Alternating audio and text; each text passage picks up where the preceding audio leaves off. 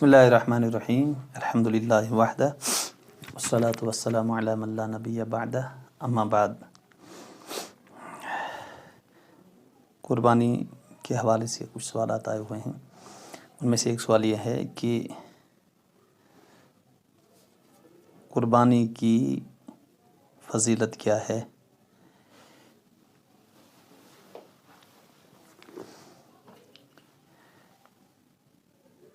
قربانی کی فضیلت کے لیے حضرت عبداللہ ابن عمر رضی اللہ تعالیٰ عنہ کا اگر ایک ارشاد ہم ذہن میں رکھیں کہ حضرت عبداللہ ابن عمر رضی اللہ تعالیٰ عنہ روایت کرتے ہیں کہ رسول اللہ صلی اللہ تعالیٰ علیہ وسلم مدینہ طیبہ کے اندر 10 سال تک مقیم رہے، 10 سال قیام فرمایا،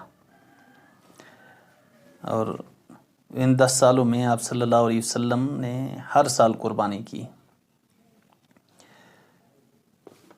آپ صلی اللہ علیہ وسلم کا ہر سال قربانی کرنا، قربانی کی فضیلت اور اہمیت، اور پھر قربانی کی تاکید اس سے اچھی طرح واضح ہو جاتی ہے۔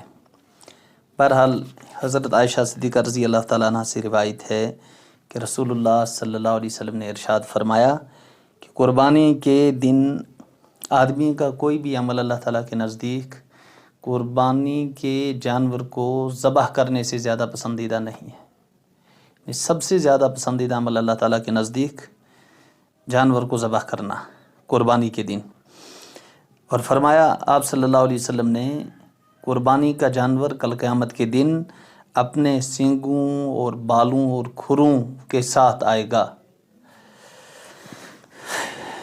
یعنی مقصد یہ ہے کہ ان سب چیزوں میں اللہ تعالیٰ بے شمار ثواب عطا فرمائیں گے۔ اور ایک موقع پر آپ صلی اللہ علیہ وسلم نے فرمایا قربانی کا خون زمین پر گرنے سے پہلے اللہ تعالیٰ کے یہاں ایک خاص درجے میں پہنچ جاتا ہے۔ اس لیے آپ صلی اللہ علیہ وسلم نے ارشاد فرمایا کہ دل خوش کر کے، جی خوش کر کے قربانی کیا کرو، زیادہ داموں کے خرچ ہونے سے جی میں برا مت جانا کرو کہ جانور بڑا قیمتی لانا پڑا، پھر بار بار اس کے تذکرے کر رہے ہیں۔ اس لیے اللہ تعالیٰ نے اگر مال دیا ہے کوشش کرنی چاہیے اچھے سے اچھا جانور، فربہ سے فربہ، اور کوئی عیب اس جانور کے اندر نہ ہو، ایسے جانور کی قربانی کریں۔ زید بن ارقم رضی اللہ تعالیٰ عنہ سے روایت ہے کہ صحابہ کرام رضوان اللہ تعالیٰ علیہ مجمعین نے سوال کیا یا رسول اللہ صلی اللہ علیہ وسلم یہ قربانی کیا چیز ہے؟ چنانچہ آپ صلی اللہ علیہ وسلم نے ارشاد فرمایا کہ یہ تمہارے نسبی یا روحانی باپ سیدنا ابراہیم خلیل اللہ علیہ الصلاۃ والتسلیم کا طریقہ ہے۔ پھر سوال کیا یا رسول اللہ صلی اللہ تعالیٰ علیہ وسلم ہم کو اس میں کیا ملتا ہے؟ یہ سیدنا ابراہیم خلیل اللہ علیہ السلام کی سنت ہے، طریقہ ہے، لیکن ہمارے لیے اس میں کیا ہے؟ تو آپ صلی اللہ علیہ وسلم نے ارشاد فرمایا ہر بال کے بدلے میں ایک نیکی۔ صحابہ نے پھر عرض کیا یا رسول اللہ صلی اللہ علیہ وسلم اگر اون والا جانور ہو؟ اون والے جانور سے مراد بھیڑ ہے یا دمبا ہے یا اسی طرح سے اونٹ، ان کے لیے آپ صلی اللہ علیہ وسلم نے فرمایا اون کے ایک بال کے بدلے میں بھی ایک نیکی اللہ تعالیٰ عطا فرمائیں گے۔ حضرت علی رضی اللہ تعالیٰ عنہ سے روایت ہے کہ رسول اللہ صلی اللہ تعالیٰ علیہ وسلم نے ارشاد فرمایا ذبح کے وقت اپنے جانور کے پاس رہو۔ پھر آپ صلی اللہ علیہ وسلم نے ارشاد فرمایا کیونکہ پہلا قطرہ جو قربانی کا زمین پر گرتا ہے اس کے ساتھ ہی اللہ تعالیٰ تیرے تمام گناہوں کی مغفرت فرما دیتے ہیں۔ تو قربانی کے جانور کے خون کا قطرہ زمین پر گرتے ہی اللہ تعالیٰ تمام گناہوں کو معاف فرما دیتے ہیں، اور فرمایا کہ یاد رکھ، یہ اللہ کے رسول صلی اللہ علیہ وسلم نے ارشاد فرمایا یاد رکھ قیامت کے دن اس قربانی کا گوشت اور خون، یہ جو تم اعمال کر رہے ہو، تمہارے اعمال کے ترازو کے اندر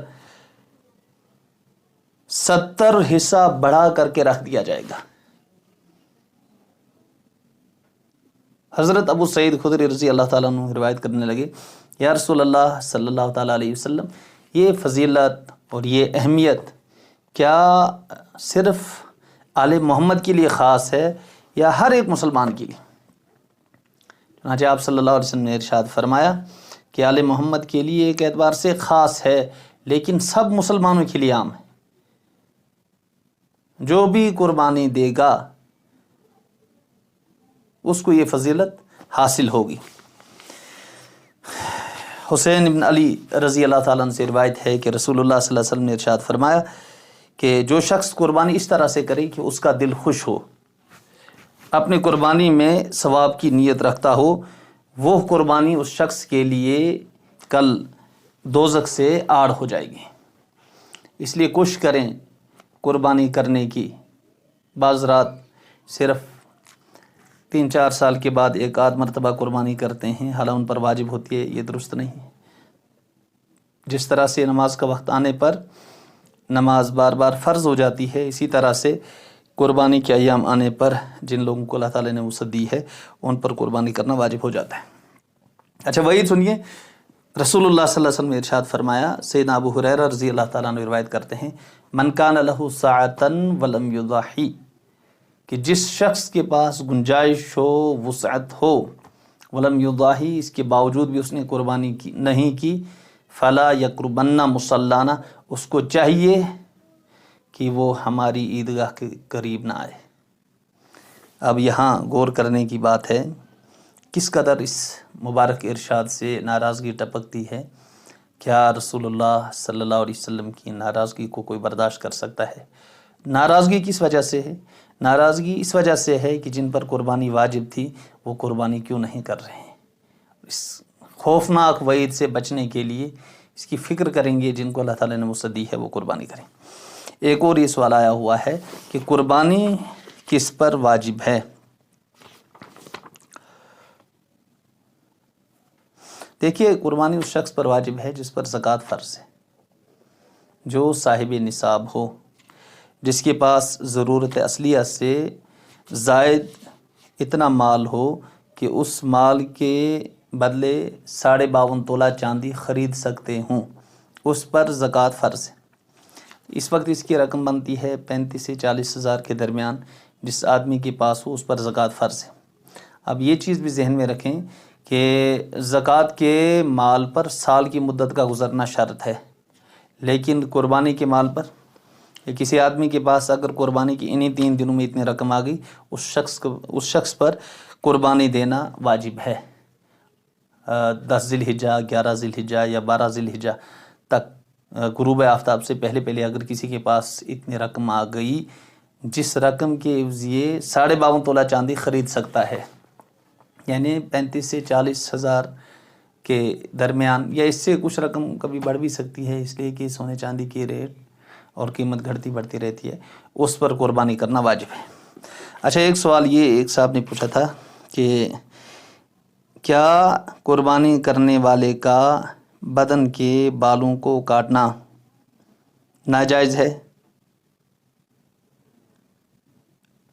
دیکھیے، ام المومنین حضرت ام سلمہ رضی اللہ تعالیٰ عنہا سے مروی ہے کہ آپ صلی اللہ علیہ وسلم نے ارشاد فرمایا، تم میں سے جس شخص نے قربانی کا ارادہ کیا یا جس کا بھی قربانی کرنے کا ارادہ ہو تو وہ 1 ذی الحجہ سے لے کر کے قربانی کرنے تک اپنے بدن کا کوئی بھی بال نہ کاٹے۔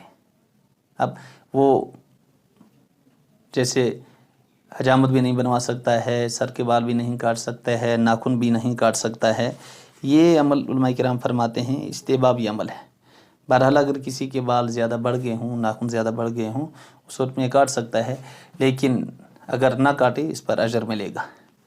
اس سلسلے میں بہت سارے مسائل قربانی کے حوالے سے پوچھے گئے ہیں، اور بھی کچھ مسائل قربانی کے علاوہ جو آ رہے ہیں، ان تمام سوالات کا جواب انشاءاللہ تعالی بقرعید کے بعد تفصیل کے ساتھ دیا جائے گا۔ ان دنوں میں صرف قربانی کے حوالے سے جو مسائل آ رہے ہیں انشاءاللہ تعالی انہیں کے جوابات آتے رہیں گے۔